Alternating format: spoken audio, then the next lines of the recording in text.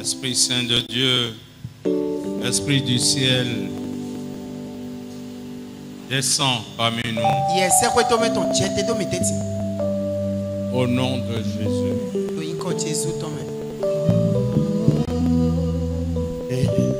Sokalewa.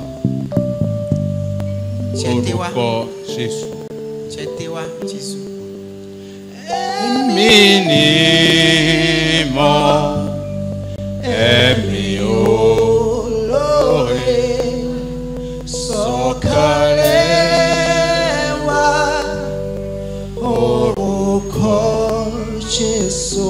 Chantez, peuple de Dieu. Invitons l'Esprit Saint de Dieu à descendre ici dans chacune des vies, dans chacun des cœurs, pour faire son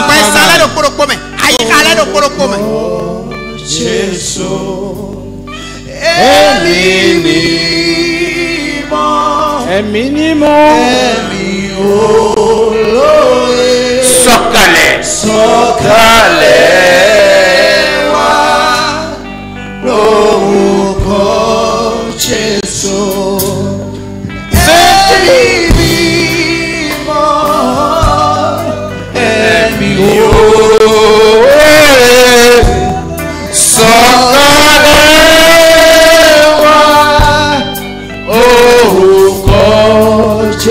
Invitez le Saint-Esprit.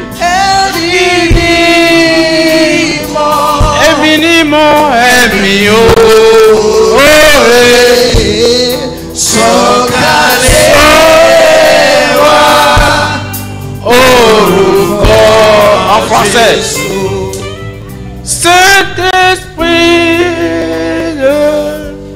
Saint-Esprit de Dieu, descends parmi nous au nom de Jésus. Répète avec moi. Saint-Esprit,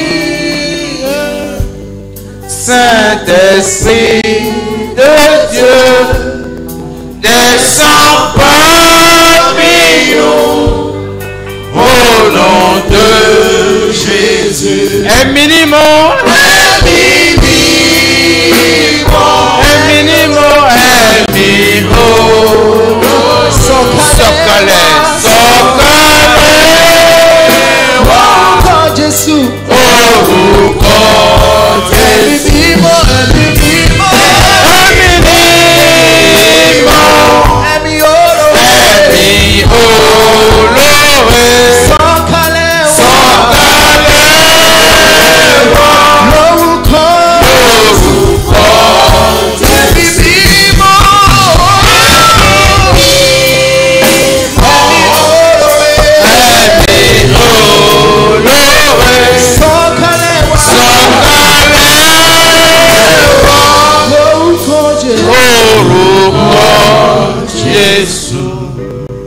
Gentleman, Esprit Saint de Dieu, nous t'invitons à venir prendre le contrôle de toutes choses.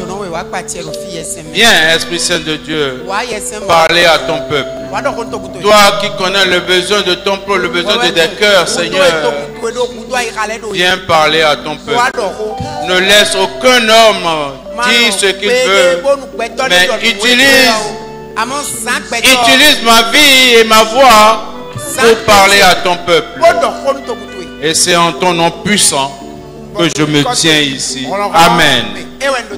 Amen. Amen. Amen. Bonjour frères et sœurs. Bonjour papa.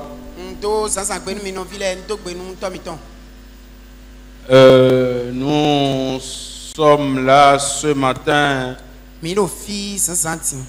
pour nous exhorter dans la parole de Dieu. Vous savez, nous sommes dès demain dans la semaine de les 21 jours de jeûne et de prière. Et en même temps, nous nous engageons pour la fête des moissons.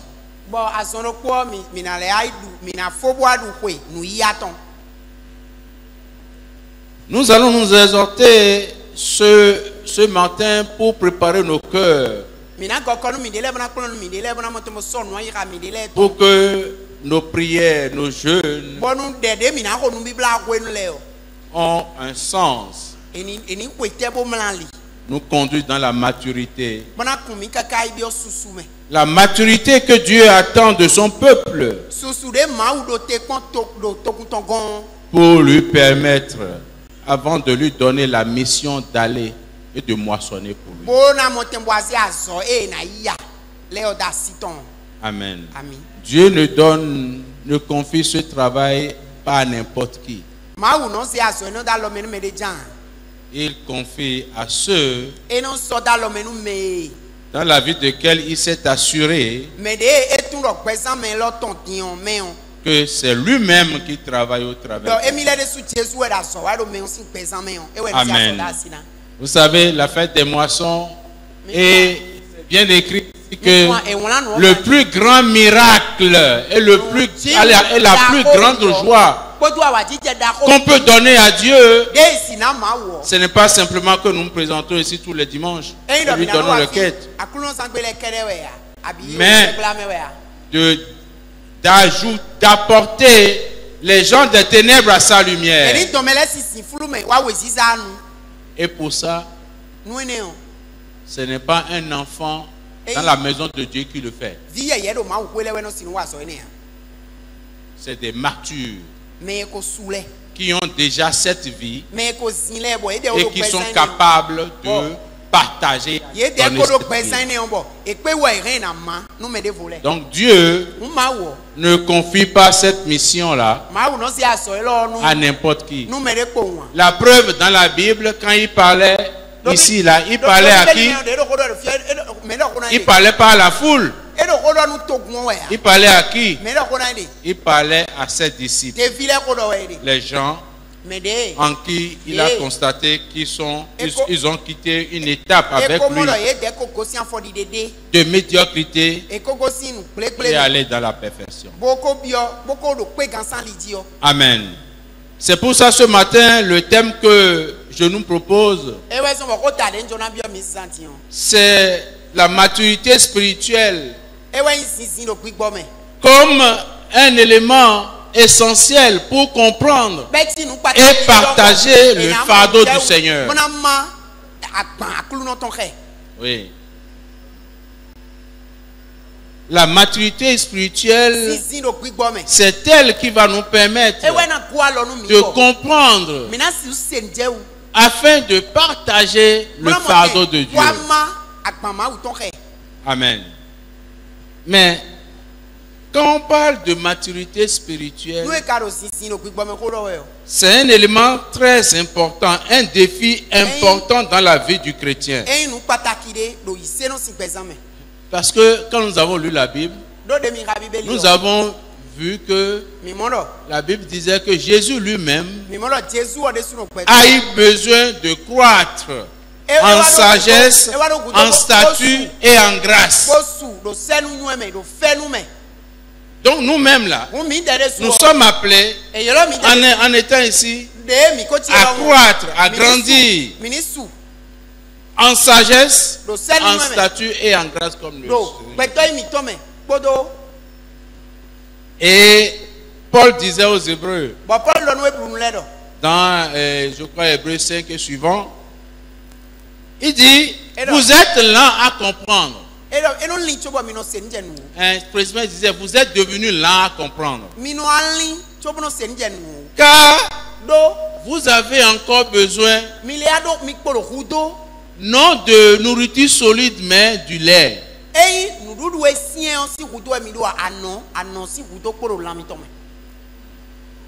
qui a toujours besoin du lait? C'est un bébé qui a besoin.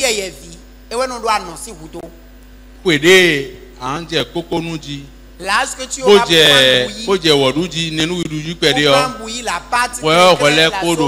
toi tu as encore besoin du lait. Tu prends encore le lait. Ton père ne pourra pas avoir confiance en toi pour te confier quelque chose. Amen. Et comme c'est des adultes qui prennent de la nourriture solide,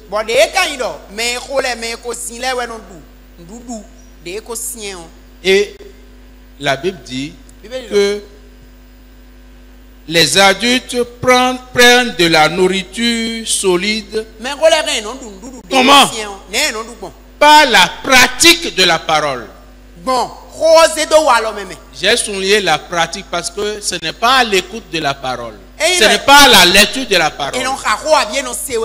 Mais à la pratique de la parole, afin de saisir les mystères de cette parole, les profondeurs dans la compréhension de la parole de Dieu, afin de discerner la volonté de Dieu. Pour travailler pour Dieu, pour œuvrer pour Dieu, tu dois comprendre la volonté de Dieu. Et c'est un signe de maturité. Amen. Et dans Ephésiens 4, toujours pour notre maturité, le Seigneur a disposé des gens. Il dit, les uns comme apôtres, les uns comme docteurs. Et pourquoi? Il dit pour le perfectionnement des saints. Pour le perfectionnement des saints. Et pourquoi il faut le perfectionnement des saints? La Bible précise, dit en vue de l'œuvre du ministère.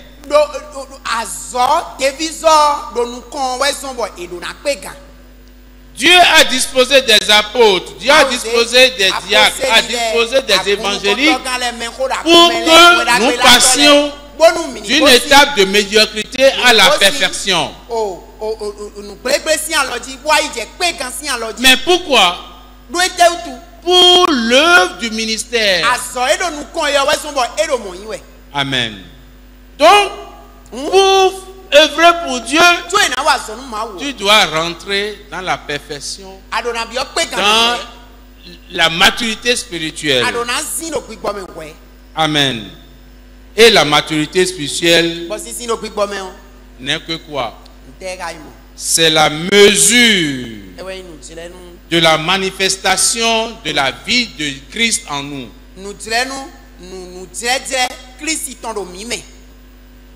La dose de ressemblance de Christ en nous.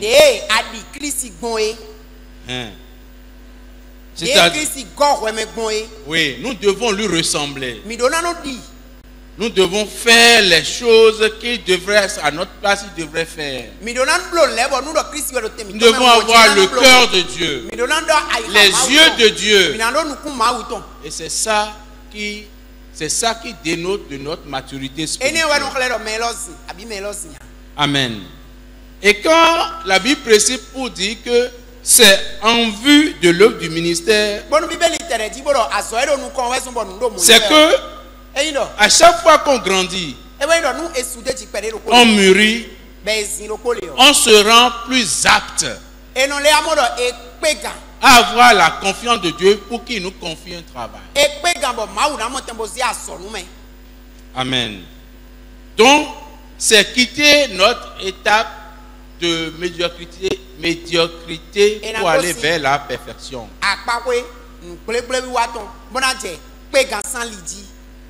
Amen. Et dans Galates, il y a un passage très important. Il dit, aussi longtemps que l'héritier demeurera enfant, il ne diffère en rien de l'esclave. C'est-à-dire que c'est vrai que tu es héritier, mais on ne pourra jamais te donner la responsabilité de la gestion des choses si on ne note pas en toi des signes de maturité. On ne pourra jamais te confier les responsabilités, notamment celle-là, aller partout dans le monde et de faire des nations les disciples. On ne peut jamais, Dieu ne peut jamais t'envoyer si il ne note pas en toi que tu es mature et que tu as porté une vie qui peut impacter l'autre. Amen. Donc, tu n'auras jamais la pleine gestion des choses lorsque tu demeures immature. Tu demeures enfant. Amen. Quelques éléments pour nous donner une idée de ce qu'est la maturité. Mais notre thème de ce matin, c'est comment cette maturité va nous aider à comprendre et partager avec Dieu ce qui constitue ses défis, ce qui constitue sa volonté. Amen. Et ça, nous allons partir dans le livre de Matthieu, le verset Matthieu chapitre 11, verset 28 à 30, pour prendre une parole pour nous exhorter. Si nous avons Louis II, on va lire en deux versions pour nous permettre de bien comprendre ce que la parole de Dieu. On peut avoir Louis II ici. Hein? Je vais lire Louis II, vous vous apprêtez à lire. Je vais lire parole de vie après. Il dit, venez à moi, vous tous qui êtes fatigués et chargés, et moi, je vous donnerai du repos. Suivant. Prenez mon joug sur vous et recevez mes instructions, car je suis doux et humble de cœur, et vous trouverez du repos pour vos âmes. Mon joug est doux et mon fardeau très léger.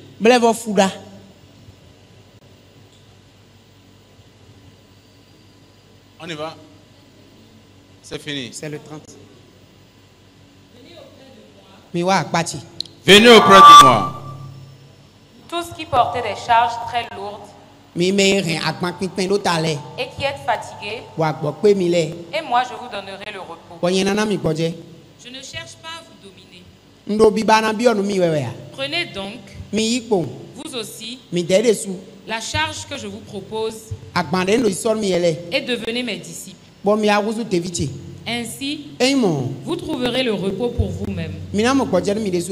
Oui. La charge que je mettrai sur vous, est facile à porter. Ce que je vous donne à porter est léger. Amen.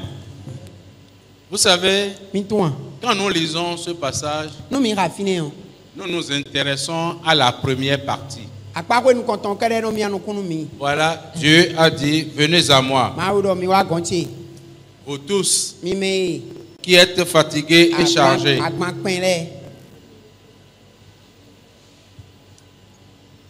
Ce que nous avons comme préoccupation, Dieu, lui, il s'offre à nous aider, à nous débarrasser de ça, à nous l'alléger. Mais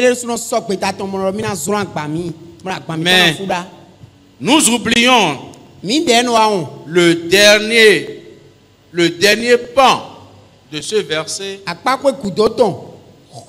Dieu lui-même est en train de nous dire, oui, venez à moi, vous tous qui êtes fatigués et chargés, moi je te donne du repos. Pas mes instructions, tu auras du repos. Mes instructions ne vont jamais te clouer, ne vont jamais te fatiguer. Parce qu'elles ne sont pas faites pour te fatiguer. Donc sois sûr que tu trouveras le repos de ton âme. Mais moi-même, j'ai un fardeau que je veux que tu portes avec moi.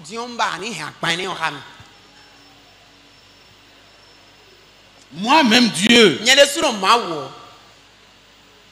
j'ai un fardeau, j'ai une préoccupation, j'ai un défi. Tu n'es pas le seul à avoir des défis. Mais quand je vais t'aider à régler pour toi, c'est pour que toi, tu sois léger, bien disposé à m'aider à régler moi mes défis. Et quel est le défi, le réel défi de Dieu?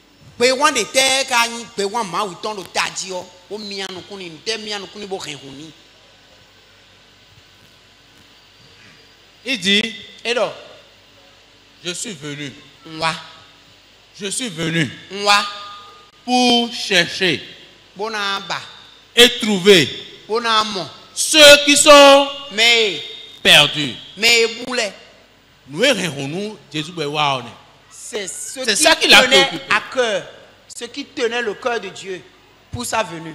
Il dit, je suis venu pour chercher et trouver qui? Ceux-là qui sont perdus. Si tu es ici et tu penses que tu n'es pas perdu, Jésus n'est pas venu pour toi. Son fardeau n'est même plus toi. Parce que il t'a déjà donné tout ce qu'il te faut pour voler de ton propre aile. Mais il a besoin de toi pour l'aider à chercher les autres de leurs ténèbres à sa lumière. Nous faisons très vite de lire de travers ce verset et nous passons vite car mon joug est doux et mon fardeau très léger. Mais quel est ce fardeau-là? Un fardeau pour quelqu'un, c'est ce qui le préoccupe. Ce qui pèse sur lui. Ce qui est son défi. Ce pourquoi il a besoin de toi.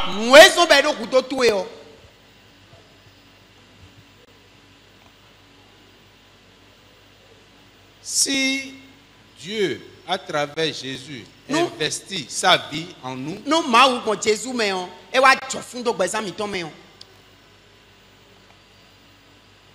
ne pensons pas que c'est pour ce que nous sommes. Mais c'est parce qu'il compte sur nous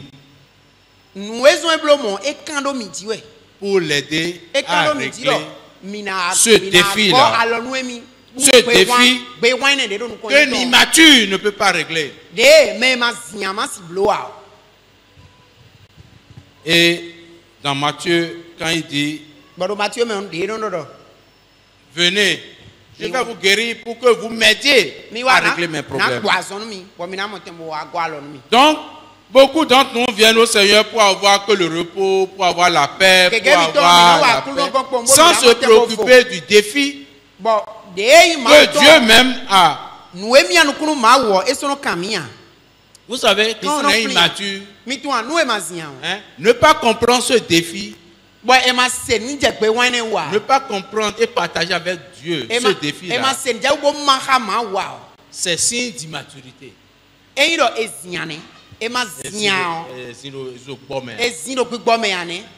Parce que quand on est un bébé là,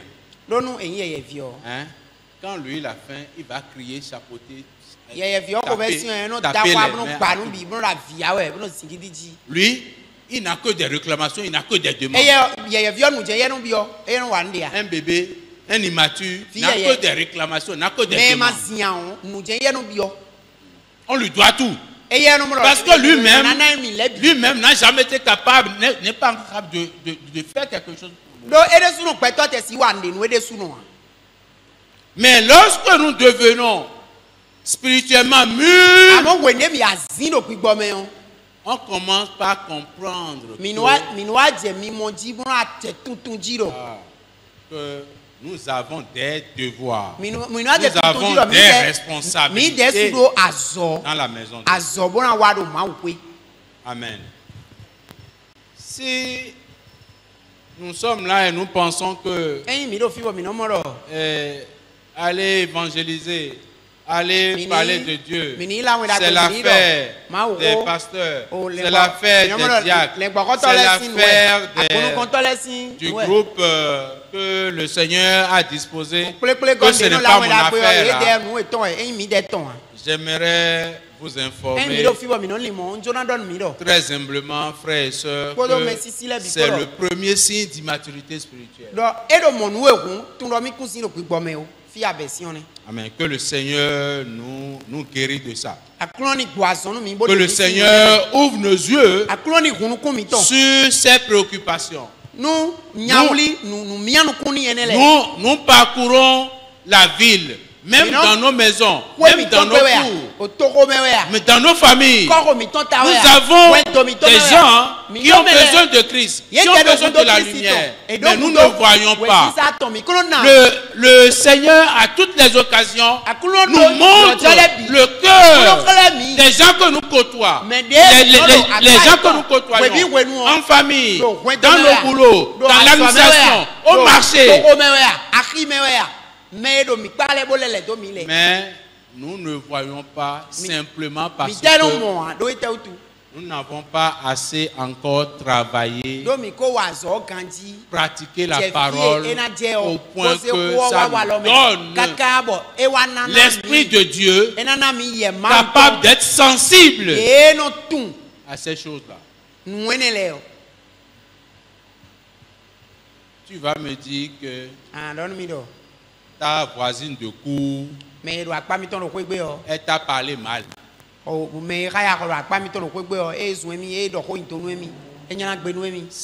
C'est peut-être une manière que Dieu est en train de montrer son cœur. La vie qu'il anime là, c'est comme ça, le Seigneur est en train de te montrer ça. Et toi, la chair emporte sur toi et tu prends ça pour la colère. Elle ne peut pas me dire ça. Elle ne peut pas me dire ça. La Bible dit, vous êtes le sel de la terre et la lumière du monde. Vous êtes le sel de la terre et la lumière du monde. Et quand les ténèbres nous allument, au lieu de lui, de montrer le cœur de Dieu, de montrer la compassion de Dieu, de montrer l'amour de Dieu, on ne lit pas. Et puis on est. Non, et on rentre dans les ténèbres avec lui. On devient, nous devenons. Que le Seigneur nous donne le cœur de Dieu. Qu'il ouvre les yeux de nos cœurs à sentir, à voir ces choses. Venez à moi, Pour tous qui êtes fatigués et chargés, et je vous donnerai du repos. Mais n'oubliez pas que moi-même, j'ai des préoccupations, j'ai des défis sur la terre. J'ai mes créatures, j'ai mes enfants qui sont accaparés et utilisés par d'autres. Et je vous envoie me les récupérer.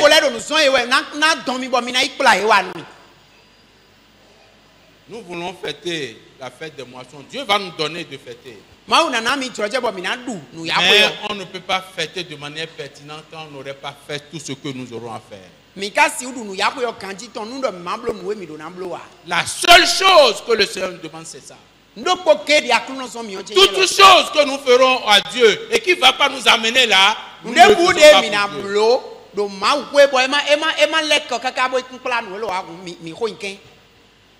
Parce que lui-même a dit, je suis venu. La raison pour laquelle je suis venu, ce n'est pas pour vous donner du pain et du lait, vous guérir. Non, ça, ce sont des choses, c'est les choses dérivées. Mais la raison principale pour laquelle je suis venu, c'est pour aller chercher et trouver ceux qui sont perdus. C'est ça mon défi. Et c'est ça que je vous guéris. Je vous soulage. Que vous venez partager et comprendre avec moi. Amen. Ce n'est pas un enfant. On ne va pas demeurer toujours enfant devant Dieu. Dieu donne-moi. Finalement, nous le prenons pour un garçon de course. Oui. Il a accepté de nous faire ça. Pourquoi? Afin que, on dit, pour l'œuvre du ministère. Afin que nous soyons capables de porter ces défis avec lui. Amen.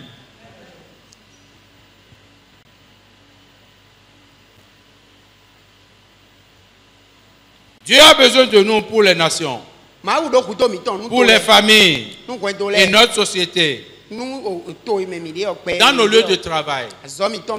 Mais vous savez, il y a un serviteur de Dieu qui a attiré mon attention sur quelque chose. Il dit, vous cadres, vous grands fonctionnaires, vous êtes bien disposés là. Vous pensez que Dieu vous a mis là juste pour vos salaires? Vous pensez que Dieu vous a positionné là, juste pour vos salaires, juste pour gagner de l'argent? Non. Il dit, je vous conseille de prendre ça comme un alibi. Oui. Le plus important, parce que quelle que soit votre position, il y a des gens qui vont passer devant vous. Où il vous a installé et positionné, il veut que sa vie en vous impacte les gens, impacte les gens qui vont vous côtoyer. La manière dont, si tu es comptable, la manière dont tu vas être comptable va être différente de la manière dont un mondain va être comptable. Si tu es secrétaire à l'accueil, ta fonction doit être différente que un mondain.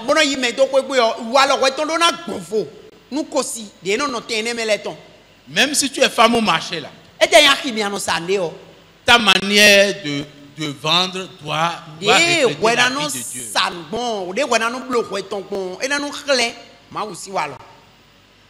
Il dit, vous vous comportez comme des gens qui sont au-dessus de Dieu. Alors que c'est lui qui vous a positionné pour le représenter. Mon frère et ma soeur, Dieu nous a positionnés à des endroits inimaginables et partout dans le monde, dans la société.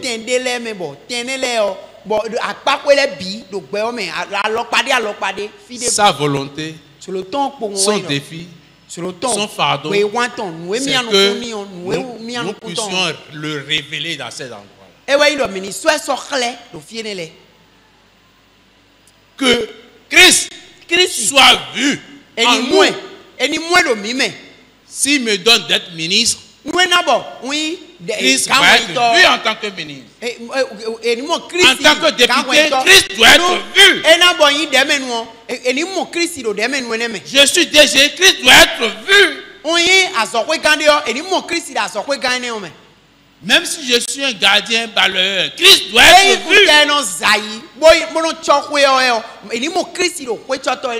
Il nous envoie pour aller pour être des modèles, pour impacter. Il ne nous envoie pas pour que la vie des autres influe la nôtre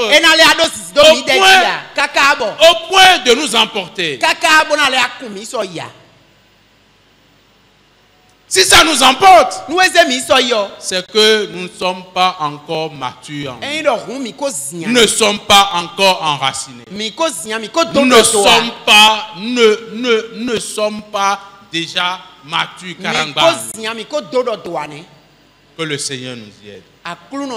Le Seigneur a besoin de nous aider. Nous avons besoin qu'il nous aide. Parce que l'influence du monde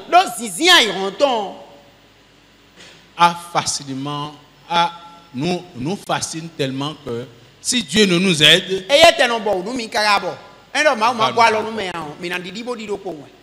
alors que rien n'est aussi fort que notre Dieu. Il est au-dessus de toute chose. Au-dessus de toute chose. C'est autant de sujets de prière. À la veille de nos 21 jours de jeûne de prière, afin que le Seigneur renforce notre vie et notre cœur, renforce nos capacités à influencer le monde, à lui dans les ténèbres, à ramener les captifs à la lumière. Ce n'est que ça qui puisse nous donner une raison de fêter la moisson. Amen. Parce que c'est bien dit ici, le plus grand miracle et la plus grande joie du ciel, nous devons faire la joie du ciel. Et pour faire la joie du ciel, ce n'est pas de le construire une église. C'est pas de faire. C'est quoi? Que ta vie luise. Que nos vies luisent au point de ramener d'autres.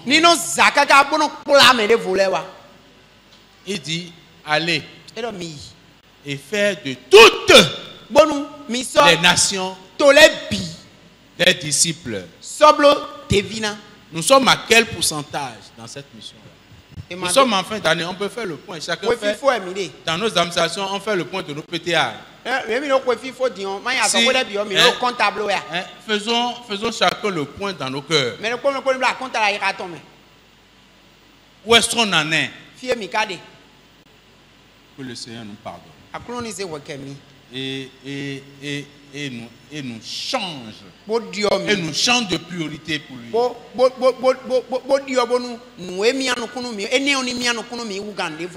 Qui nous montre, qui change nos cœurs, notre manière de voir les choses, afin que nous soyons plus utiles pour lui. Amen. Amen. Amen. Donc le fardeau de Dieu, c'est à l'égard des âmes, afin qu'elles ne se perdent pas, ne périssent pas.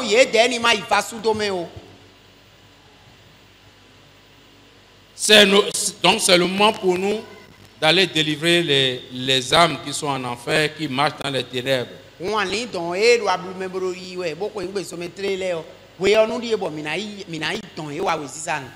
Amen. Ma soeur Yasmine, que le Seigneur t'aide à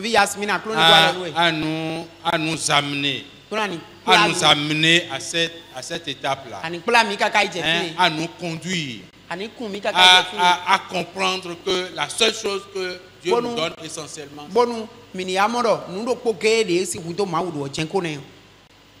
Amen. Mon frère, j'ai encore combien de minutes? 5 minutes. Amen. Amen. On a dit que même si nous avons peu de temps, le Seigneur, quand le Seigneur arrose quelque chose, ça produit.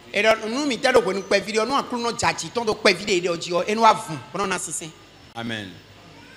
Nous allons conclure pour dire que l'essentiel de notre message ce matin, c'est que le Seigneur nous donne de la maturité pour mieux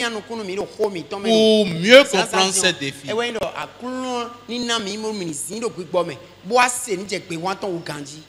Que nous prenons comme acquis la première partie de ce verset et que le tout dernier nous préoccupe.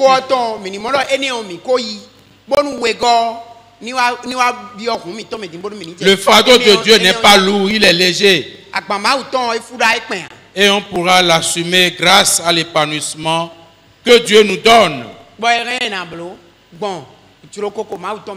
Et la Bible dit qu'ils sont beaux les pieds de ceux qui annoncent la paix, de ceux qui annoncent la bonne nouvelle.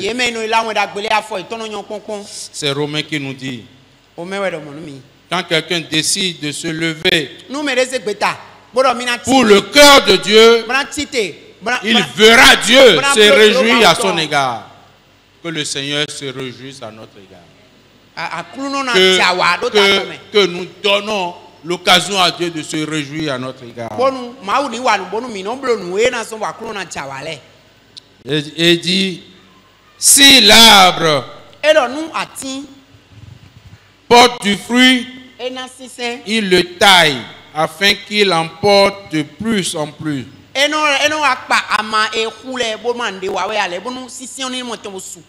Si nous venons au Seigneur avec des cœurs qui se préoccupent de sa volonté, nous verrons bien comment nos vies vont produire des fruits à sa gloire. Et pour finir, nous allons lire dans Philippiens 2,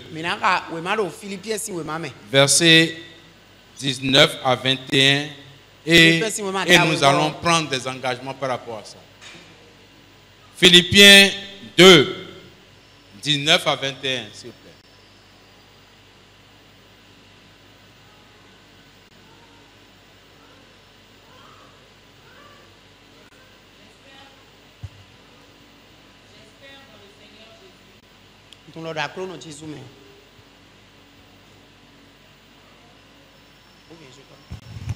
J'espère dans le Seigneur Jésus vous envoyez bientôt Timothée. C'est Paul qui parlait aux Philippiens. Afin d'être encouragé moi-même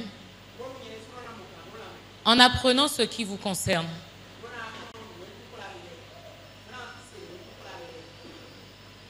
Car je n'ai personne ici qui partage mes sentiments. Car je n'ai personne ici qui partage mon fardeau, mes sentiments pour vous. Il n'y a que Timothée. Il n'y a que lui. Ici, là. Je n'ai personne. Regarde le nombre que nous sommes. Il n'y a pas que Timothée au nom de Dieu. Amen. Qu'il n'y ait pas que Timothée au nom de Dieu. On y va. Pour prendre sincèrement à cœur votre situation. Pour prendre sincèrement à cœur. J'entends Dieu nous parler. Dieu, dans les cieux, a vu les ténèbres. En plus grand nombre que nous autres qui nous disons que nous sommes à lui. Et tout malheureux, il a dit. Ici, là, il n'y a que le frère Roch, il n'y a que lui. Regarde-nous tous. Il n'y a que lui. Et moi, Dieu, je ne peux pas venir directement. Et c'est tout le sens de notre partenariat avec Dieu. Et les anges, ils disaient, mais quel homme? Qui est l'homme? Et tu lui tailles aussi d'important. Hein? Tu as créé l'homme. Il t'a déçu. Hein? Tu as donné ta vie pour le recréer. Il est encore... Il est encore de se comporter comme un. Et toi là, tu es toujours disposé à lui pardonner. Mais Dieu leur dit, j'ai besoin de l'homme. Parce que moi là, je suis esprit. Et pour agir sur cette terre là, il faut être dans un corps. C'est eux qui ont le corps. Bien que pourri, c'est eux qui en ont. C'est en cela que nous sommes privilégiés aujourd'hui. Ce n'est pas pour autre chose. Mais si nous tardons, il a dit quelque chose. Ah, il a dit quelque chose. Il dit, si vous ne voulez pas aller, je peux utiliser les cailloux pour le faire. Ne laissons pas Dieu aller à ce point avec nous. Il dit, je vais utiliser les cailloux pour faire. Que le Seigneur nous en préserve. Qu'il n'aille pas à cette étape avec nous. Ma soeur, fini. Tous, en effet, cherchent leur propre intérêt. Ceux-là, hein, à part lui là, nous tous qui sommes ici là, non, le fardeau de Dieu ne nous préoccupe pas. Qu'est-ce qui nous préoccupe? Qu'est-ce qui nous préoccupe? Les intérêts. Ah, qu'est-ce qui nous préoccupe? Nos salaires, nos business. Hein? Dieu nous dispose là, ce qui nous préoccupe là-bas, c'est pas lui, hein? C'est quoi? Nos salaires.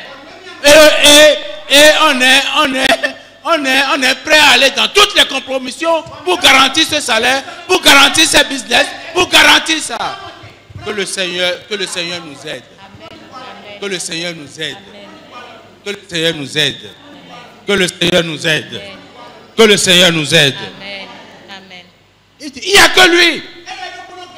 Tous les autres là. Ah, s'il va faire pour faire beaucoup plus d'affaires, c'est ça. Il est là. Si on dit, si tu tiens la Bible là, tu n'auras pas ton salaire là, il dépose la Bible. Il croit que c'est pour le salaire que moi je l'ai mis là. Que le Seigneur nous aide. Amen. Fini ma soeur, on va partir. Vous savez qu'il a été mis à l'épreuve en se consacrant au service de l'évangile avec moi. Parce qu'il dit ça de Timothée, parce qu'il a éprouvé.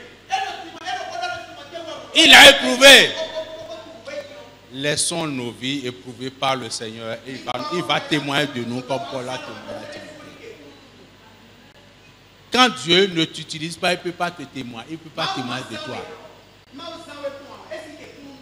C'est pour ça qu'il a dit, par la pratique de la parole, par la lecture de la parole, par à l'écoute de la parole, la pratique de la parole. Amen. Comme un enfant avec son père. J'espère donc vous l'envoyer dès que j'apercevrai l'issue de l'état où je suis. Et j'ai cette confiance dans le Seigneur que moi-même aussi j'irai bientôt. Amen. Sommes-nous prêts à dire oui au Seigneur et d'aller pour lui? Sommes-nous prêts à prendre la responsabilité du fardeau du Seigneur? Je nous propose comme des points des sujets de prière pour notre semaine de jeûne et que le Seigneur nous y aide. Amen. Amen.